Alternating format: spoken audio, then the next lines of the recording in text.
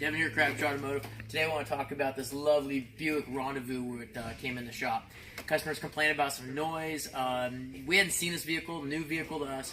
I want to talk to people because what differs from our shop is that when a vehicle comes in, we always give it a full inspection. Our oil changes, we pull the wheels, we check the brakes, we check the suspension components, and just like this vehicle, if we had seen this, we would have caught it before it got this bad. This Buick Rendezvous has a wheel bearing that is actually separated to the point where it had to get towed in.